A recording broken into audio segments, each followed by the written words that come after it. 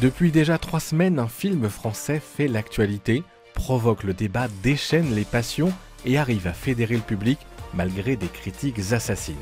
Alors non, je ne parle pas du dernier Astérix de Guillaume Canet, mais bien de Vaincre ou Mourir, le premier long métrage produit par le Puy du Fou qui met en lumière une page méconnue et pourtant sombre et tragique de l'histoire de France, et plus particulièrement de l'histoire de la Vendée. Et au casting de cette fresque vendéenne, on retrouve un Normand. Il est avec nous ce soir, il s'agit de Francis Renaud. Question la plus simple pour commencer, est-ce que vous pouvez vous présenter aux auditeurs de RCF Haute-Normandie ? Alors déjà, bonjour RCF, merci de me recevoir. Alors, je m'appelle Francis Renaud, je suis comédien, auteur, je vis à Vernon et actuellement, il y a un film qui s'appelle Vaincre ou Mourir et qui est dans nos salles de cinéma depuis le 25 janvier. Alors dans peu de salles de cinéma, malheureusement, en Normandie pas beaucoup, je crois qu'on a Vernon, on a Yvetot, on a Saint-Sever aussi à Rouen. Alors pour les spectateurs qui n'ont pas encore eu la chance de voir Vaincre ou Mourir, est-ce qu'on peut pitcher un peu le film ?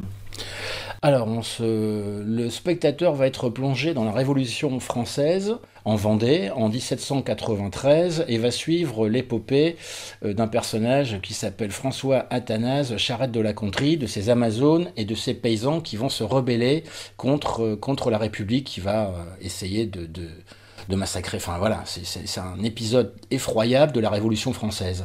Depuis la sortie du film, il y a un débat qui a été relancé sur les événements en Vendée. Certains parlent de génocide, certains remettent en cause ce terme. Alors déjà, est-ce que vous êtes content finalement d'avoir pu remettre cet épisode de l'histoire de France sur le devant de la scène ?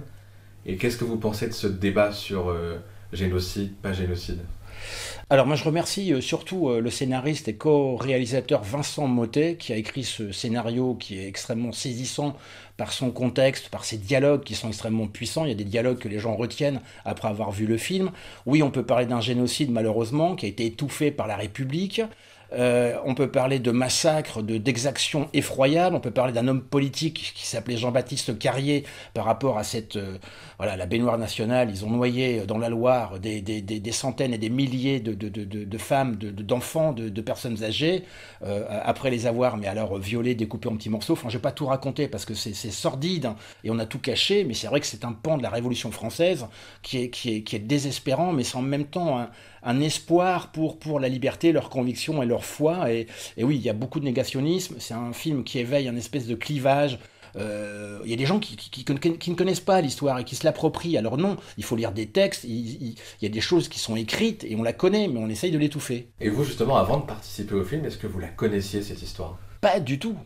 Je connaissais une partie de la Révolution française, donc prise de la Bastille en 1789, différents événements, mais dans le fond, non, je ne savais pas qu'il y avait, par exemple, François-Joseph Westermann, un général de brigade, qui lançait ses chevaux sur des enfants pour les écraser, qui se vantait de couper en deux des bébés avec son sabre. Enfin, il y a des lettres, mais des choses effroyables, d'exactions, c'est abominable ce qui s'est passé. Il y a eu le massacre des Lucs de Boulogne, où le prêtre qui a essayé de défendre son village, on lui a coupé les doigts, on lui a coupé la langue, on lui a arraché les yeux, et on a mis tous ces gens dans une église, bien avant au Radour-sur-Glane, et on les a fait brûler vifs, dans une petite église, et on n'en parle pas.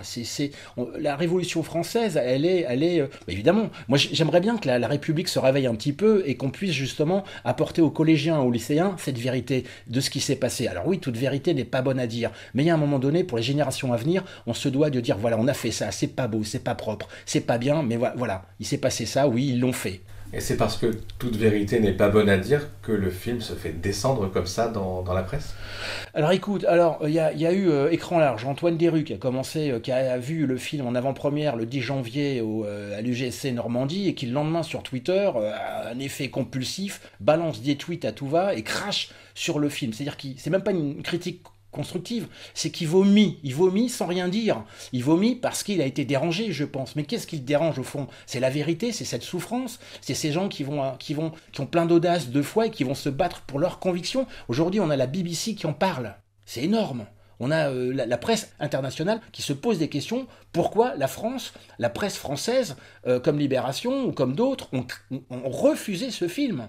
Et pareil, le détruisent avec des mots qui sont mais grossiers, vulgaires. Vulgaire, et surtout on a l'impression que plus que le film, c'est l'idéologie de ses producteurs, le Puy du Fou qui est attaqué, Vincent Bolloré qui en ce moment aussi semble être une cible à abattre dans les médias. Est-ce que selon vous c'est plus ça qu'on va attaquer, plus l'idéologie, la chrétienté, la droite, les valeurs traditionnelles, que le film en lui-même qui est visé? Il mélange tout, on mélange tout avec ces gens-là, on mélange tout. C'est-à-dire que Vincent Bolloré fait son travail, il s'occupe de Canal. Je le remercie d'ailleurs de pouvoir produire ce genre de premier film et d'accepter même de le sortir en salle, parce qu'au départ c'était un 2 fois 52 minutes, c'est un documentaire qui s'appelait le Roi de Vendée, c'était inspiré du dernier panache d'un spectacle du Puy du Fou, et heureusement que Nicolas de Villiers a cette envie de produire ces spectacles et de les adapter au cinéma. Il adore le cinéma, Nicolas de Villiers, il est jeune, il est plein d'espoir, il a pas ce côté parisien bobo, non, il a envie de donner de l'émotion aux spectateurs. Et c'est ce qui se passe avec ce film, c'est-à-dire que on a voulu nous empêcher d'atteindre le public. Mais le public est là, et moi je le remercie, les spectateurs sont là, les gens applaudissent dans toutes les salles quasiment. Les gens ils ressortent du film avec les larmes aux yeux, ils sont bouleversés, ils y retournent une fois, 2 fois, 3 fois, 4 fois. J'ai jamais vu un élan, une solidarité, j'en ai fait quelques-uns des films, voilà, où on se dit, on a réhabilité la Vendée, on a réhabilité un peuple. Ces gens qui ont été crachés, enfin massacrés dans les fosses communes, dont on a détruit leur vie, dont on a ils ont pas, si ils existent, ils sont avec nous, ils sont là, et le public est là, et le public se rend compte qu'on a fait un travail honnête et sincère, comme Nicolas de Villiers, on ne triche pas, on a été le plus honnête possible, autant dans l'interprétation que dans l'écriture. Et justement, le public est là, il est de plus en plus là, puisque le film a démarré avec moins de 200 salles pour sa première semaine d'exploitation. Là, on va atteindre quasiment les 300 pour la 3e semaine. Au moment où on se parle, on est à quasiment 180 000 spectateurs. Et je crois que vous avez un des meilleurs ratios en termes de nombre de spectateurs par salle. Comment vous l'expliquez, cet élan populaire ? Le bouche-oreille. Il n'y a pas de recette pour le succès d'un film. Soit on a la presse et le public n'est pas dupe non plus, mais le succès d'un film, c'est le public. C'est le spectateur, c'est lui qui décide d'aller au cinéma ou pas. Là, c'est le bouche-oreille. Il y a une vraie communion entre le spectateur, le public, les gens, et je pense que les gens ont été freinés par la presse voilà, par rapport à ces critiques dégueulasses sur le film, et se rendre compte qu'en fin de compte le film porte quelque chose un bel espoir, quoi. On a commencé la première semaine avec 188 copies. Là, on est aujourd'hui, oui, c'est ça, à 175 000 entrées en 2e semaine. On attaque aujourd'hui la 3e semaine. Et c'est vrai qu'on est à 294 cinémas pour l'instant. Il y a beaucoup d'exploitants qui n'ont pas joué le jeu, malheureusement. Et il y a beaucoup de gens, moi j'ai jamais vu ça, qui appellent les exploitants, les cinémas, pour avoir le film chez eux. Je les remercie, c'est un truc de fou. C'est-à-dire que les gens sont en colère de ne pas avoir le film dans leur salle. C'est dingue, j'ai jamais vu ça. Les exploitants comme Pathé, par exemple... Pourquoi est-ce qu'ils n'ont pas accepté le film? Est-ce que vous avez eu de votre position, est-ce que vous avez entendu des raisons, des justifications? Oui, il y a des exploitants qui ne veulent pas du tout sortir un premier film produit par Nicolas de Villiers pour des raisons politiques, alors qu'on mélange tout. Là, on parle de culture. On parle d'histoire, on parle de cinéma, c'est un premier long métrage, on n'est pas en train de faire de la politique. Alors oui, les gens confondent tout, le wokisme, c'est négation, c'est lamentable, on peut pas. La politique, c'est la politique, le cinéma, c'est le cinéma. Nicolas de Villiers a produit un premier film qui est époustouflant et saisissant. Malheureusement, il y a des gens qui sont extrêmement jaloux, qui sont aigris et qui ne supportent pas que Nicolas de Villiers ait pu monter sa boîte de production, ait pu solliciter Canal, ensuite Studio Canal, et pour pouvoir faire avec 2,9 millions, 3 millions, ce film qui a été tourné quand même par Paul Mignot, qui est un génie, Paul Mignot, un jeune réalisateur, et Vincent Mottet, en 18 jours. Donc forcément, c'est un petit pas, mais une grande claque pour le cinéma. Quand on voit le budget d'Astérix, c'est indécent. 65 millions d'euros, mais on en fait 10 des films avec 65 millions d'euros. Ils ont été où les 65 millions d'euros? Mais c'est épouvantable. De votre point de vue, vous qui avez l'habitude de tourner avec beaucoup de réalisateurs, vous nous parliez de 18 jours, d'un faible budget. Est-ce que ça s'est ressenti au quotidien? Est-ce que ça vous a peut-être freiné au quotidien pour le tournage de certaines scènes ou peut-être pour l'ambition de certains plans? Alors, il nous manquait une semaine. On s'est battu pour essayer d'avoir 2-3 jours en plus. On n'a pas pu les avoir. On rentrait dans un plan de travail très très serré. Mais bon, Paul Mignot est un jeune réalisateur brillant, il a pu justement avec Alexandre Jamin mettre en place un plan de travail pour qu'on puisse dans les 18 jours tout faire. Alors c'est vrai qu'on a fait des heures, alors je pense aux costumes qui sont magnifiques, c'est Jessica Les Vertugadins, elle travaillait plus de 80 heures par semaine et elle dormait pas parce qu'il fallait recoudre, il fallait repasser, il fallait laver, il fallait voilà, il y avait beaucoup de costumes. En 18 jours, on est tous sortis de notre zone de confort. Ça a été exceptionnel. Et que ce soit Hugo Becker qui est magistral, Rod Parado, moi c'était mon rêve de le rencontrer, de pouvoir jouer avec lui, que ce soit Constance Gay, Grégory Fitoussi ou Dorca Copin, Gilles Cohen, on y a tous été. Damien Joulereau, qui est mon partenaire aussi, on fait 2 ventres à choux et je suis fier des ventres à choux. Il y a eu tout un moment donné, on se moquait des ventres à choux, mais on n'a pas à se moquer des paysans ou des ventres à choux. Ce sont des gens qui se sont battus avec fierté et qui sont morts, voilà, les mains nues face à des canons. En 18 jours, on a réussi une prouesse mais remarquable, mais tout ça grâce à Paul Mignot et Vincent Mottet. D'autres réalisateurs n'auraient pas réussi. Hein. Vous et beaucoup de membres du casting, vous vous battez à main nue, vous allez finalement vous battre pour le succès de ce film. On voit que vous répondez beaucoup aux gens qui sont allés voir le long métrage sur Twitter, sur les réseaux. Et est-ce que vous aussi, vous risquez pas, et peut-être vos collègues du casting, je pense même à Jean-Hugues Anglade aussi, est-ce que vous risquez pas de vous retrouver non pas hors de votre zone de confort, mais finalement un peu blacklisté ? Si, moi ça fait 9 mois que j'ai pas eu un rendez-vous, c'est la première fois que ça m'arrive. En général, j'ai mon agent qui m'appelle, qui me dit voilà, il y a un casting, il y a ceci, il y a cela, il y a des projets, là il n'y a rien. Donc ils ont commencé à nous boycotter depuis le début. Ils le savent. Bon, le boycott, malheureusement, dans le cinéma français, ça existe, dans d'autres professions aussi. Mais ça ne devrait pas exister, c'est pas possible. Mais on boycotte des techniciens, des réalisateurs, des scénaristes, des acteurs, des actrices. Bon, j'espère continuer dans cette voie-là et faire des films. Mes collègues, je pense qu'ils vont travailler aussi.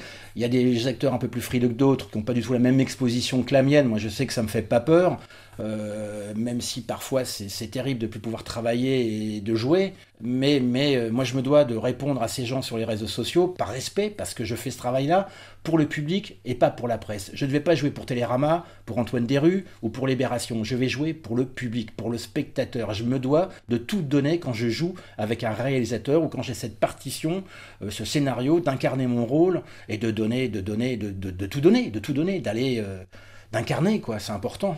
Pour incarner le personnage que vous jouez dans le film, il y a eu un gros travail en amont de recherche, de préparation physique peut-être ? On n'a pas vraiment eu le temps. Ça s'est fait avec les cascadeurs d'ailleurs, Maxime et William, qui nous ont portés pendant. On n'a eu qu'une semaine d'entraînement avec les stunts pour les guerres, pour la reconstitution sur le terrain, sur les batailles.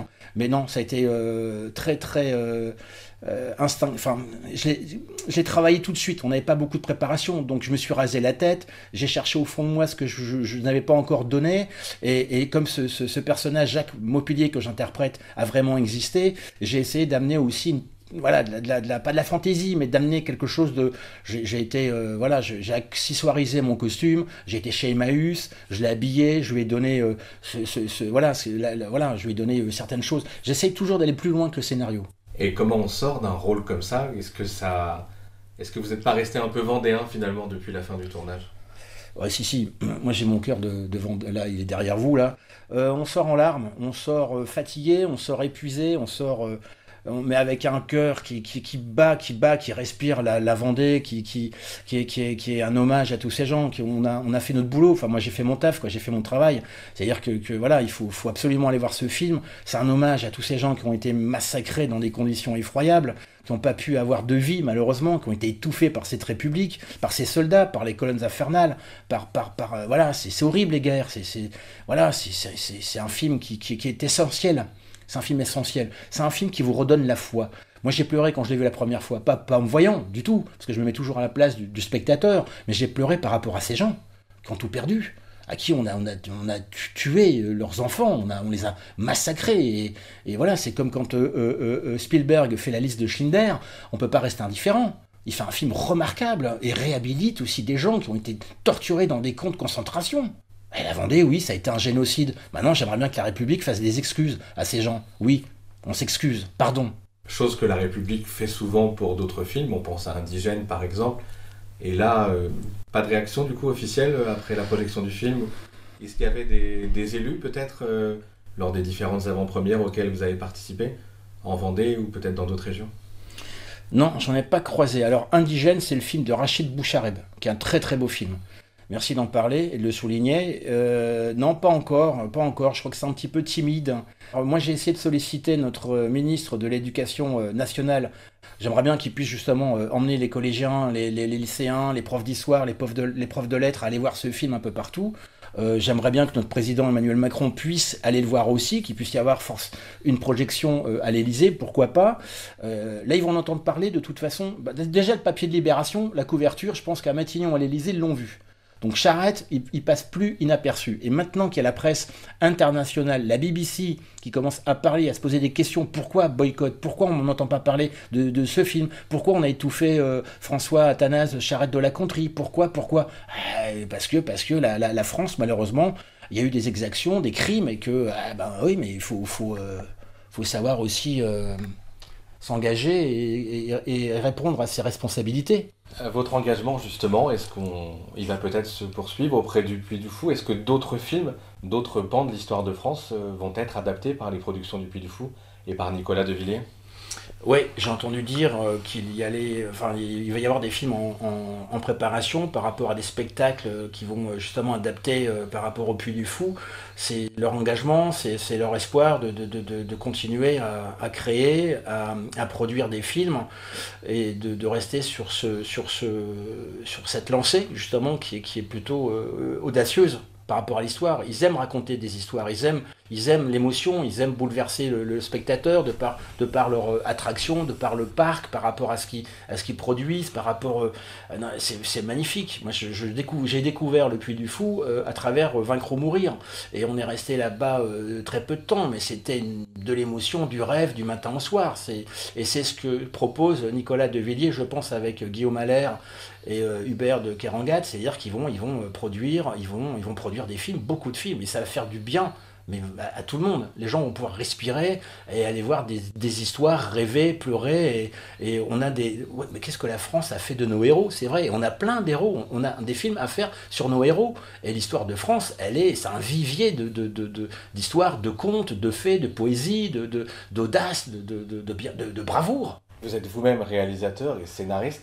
Si il y avait un héros, une héroïne que vous voudriez adapter sur grand écran, ce serait qui? Ça, c'est une très très bonne question. Arthur Rimbaud. Moi, ça fait des années que je travaille. Enfin, j'ai 2 scénarios. Le bruit d'un cœur qui tremble. D'ailleurs, c'est devenu un bouquin. Bref, mais Arthur Rimbaud, oui, parce que il a vécu certaines choses. Il a laissé une trace incroyable au niveau de la poésie. Et il a traversé un siècle redoutable par rapport justement à la guerre de la Commune, par rapport aux Prussiens, les Versaillais. Sa rencontre avec Verlaine.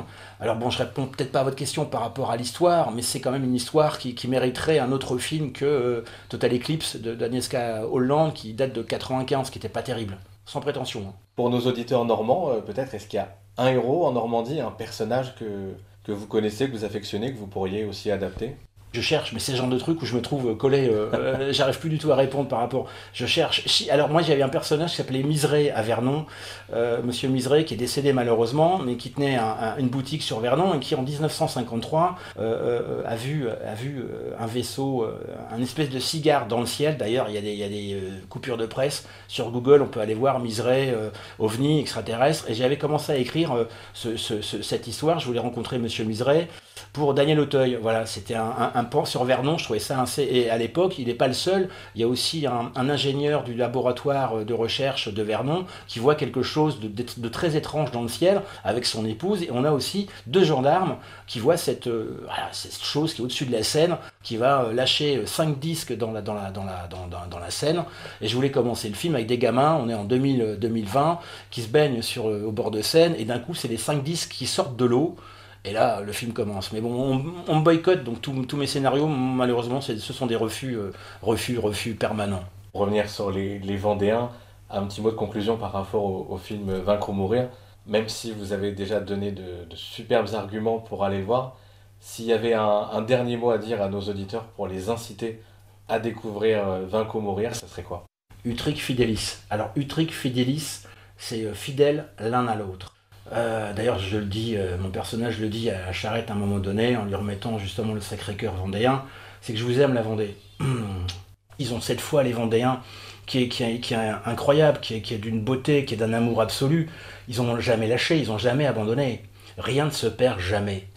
Il le dit Charette, rien ne se perd jamais. Moi, ils m'ont ému, ils m'ont bouleversé, ils m'ont touché. Vous m'avez dit avant cet entretien que vous-même vous étiez catholique, baptisé, que vous aviez la foi.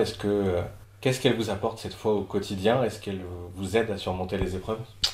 Alors, pour être très franc avec toi, la foi, je l'avais oubliée depuis au moins 40 ans, voire 50 ans. J'ai perdu mon père, j'avais 4 ans, il est mort à 25 ans. Et c'est ce que j'ai dit après avoir vu le film la première fois en Vendée, aux Herbiers. Je sors de là, je prends ma voiture le lendemain, et dans ma voiture, je pleure comme un gosse. Et je repense à ma grand-mère, à mon grand-père, à mon enfance. Et là, je me dis, merde, putain, mais j'ai tourné le dos au bon Dieu depuis 40 ans, depuis 50 ans, c'est pas bien. Et je me revois, et je redeviens catholique, et je me dis, mais Francis, t'es catholique, t'as été baptisé. Et je suis touché par une grâce, par le film qui porte cette grâce. Et je me dis, mais merci Paul Mignot. C'est un truc de dingue ce qui se passe par rapport à ce film. Et je reçois une émotion, et voilà. Et je me dis, pardon, et merci Seigneur, quoi. Et la deuxième projection, je rencontre un prêtre, et je discute avec Luc, avec mon père Luc. Des images, voilà. Non, mais oui, bah ouais, je suis catholique et j'ai été baptisé, j'en suis fier. On espère en tout cas que les auditeurs qui vont se ruer dans les salles pour aller voir Vaincre ou mourir seront aussi touchés que vous l'avez été, que ce soit dans leur foi, dans leur certitude peut-être aussi sur l'histoire de France. Et en tout cas, merci de nous avoir parlé du film Vaincre ou mourir, et on invite tous nos auditeurs à aller le découvrir. Merci beaucoup Francis Renaud. Merci à vous, merci beaucoup. Et un grand merci à vous tous, chers auditeurs, de nous avoir suivis. Je vous souhaite une bonne soirée sur RCF, évidemment, et dans les salles de cinéma, pourquoi pas. À bientôt.